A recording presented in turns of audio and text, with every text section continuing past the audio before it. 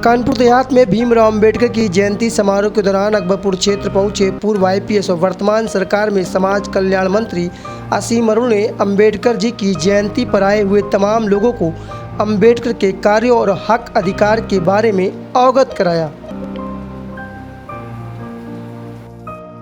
क्योंकि राज्य मंत्री भी हैं, आप समाज कल्याण के लिए सबको एक नज़र से देखना है, तो कितना बड़ा चैलेंज लगता है। बिल्कुल, बाबा साहब डॉक्टर भीमराव अम्बेडकर ने यही राह दिखाई थी, समानता और अवसर की समानता।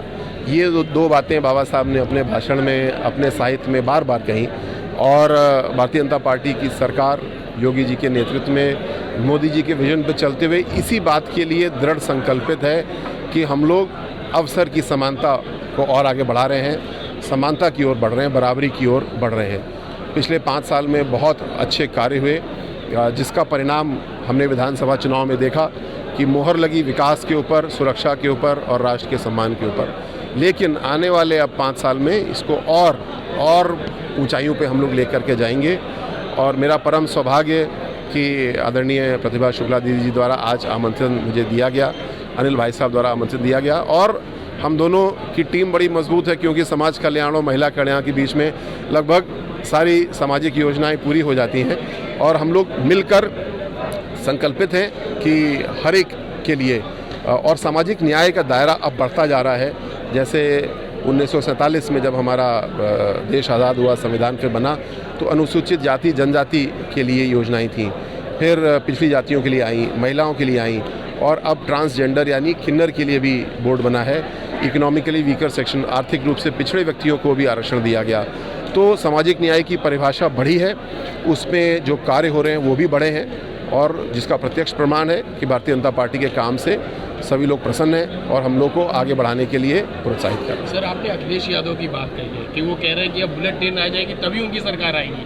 तो सर, उन्होंने ये कहा है कल पत्रकारों से बात करते हुए कि योगी सरकार जब दोबारा बनी है तो अयोध्या में बच्चे के साथ कांड हो गया, अब नींबू लूट हो रही है, लगातार अपराध बढ़ रहा है। इस पर जितना अपराध कम हुआ है भारतीय जनता पार्टी की पिछले 5 साल की सरकार में, ये प्रत्यक्ष प्रमाण है। जो कोई अपराध पहले भी हुआ, आज हुआ या भविष्य में भी हो सकता है, तो हमारी पुलिस बिल्कुल निर्भीक होकर, बिना किसी राजनीतिक प्रभाव के, बिना किसी भेदभाव के काम कर रही है। और ऐसी कोई घटना कहीं होती भी है तो उसको वर्कआउट किया जाता है। एक रिटायर्ड पुलिस ऑफिसर मैं बोल सकता हूँ कि ऐसा समय कभी नहीं आएगा जब अपराध शून्य हो जाएंगे, लेकिन कानून अपना काम करे, ये कानून का राज है, और ये कानून का राज भारतीय जनता पार्टी ने स्थापित किया है। सर, आप कन्नौज से विधायक भी हैं, आप तो मंत्री भी हैं, क्या कन्नौज में कोई बुलडोजर की सर्विस करा रखी है आपने? बिल्कुल, कन्नौज में बुलडोजर चलना शुरू है योगी 2.0 में। और ऐसे लोग जिन्होंने सरकारी ज़मीनें कब्जा कर रखी थी, अपराध के ज़रिए संपत्ति अर्जित की है, भवन बना रखे हैं, बुलडोजर। वहीं मीडिया के सवालों पर असीम अरुण ने कहा कि जितना अपराध कम हुआ है भारतीय जनता पार्टी की सरकार में, ये प्रत्यक्ष प्रमाण है। अपराध पहले हुआ या भविष्य में होगा, उसके लिए हमारी पुलिस निर्भीक होकर काम कर रही है। वहीं पूर्व आईपीएस असीम अरुण ने कहा कि एक रिटायर्ड पुलिस ऑफिसर होने के नाते मैं यह कह सकता हूं कि अपराध कभी शून्य नहीं हो पाएगा। कानून अपना काम करे, यह कानून का राज है, और यह कानून का राज भारतीय जनता पार्टी ने ही स्थापित किया है। जहां एक और बेहतर कानून का दम मंत्री असीम अरुण भर रहे हैं, तो वहीं अपनी बातों में वह इस बात को भी स्पष्ट कर रहे हैं कि अपराध कभी भी शून्य नहीं हो पाएगा। जितना अपराध कम हुआ है भारतीय जनता पार्टी की पिछले 5 साल की सरकार में, ये प्रत्यक्ष प्रमाण है। जो कोई अपराध पहले भी हुआ, आज हुआ या भविष्य में भी हो सकता है, तो हमारी पुलिस बिल्कुल निर्भीक होकर, बिना किसी राजनीतिक प्रभाव के, बिना किसी भेदभाव के काम कर रही है।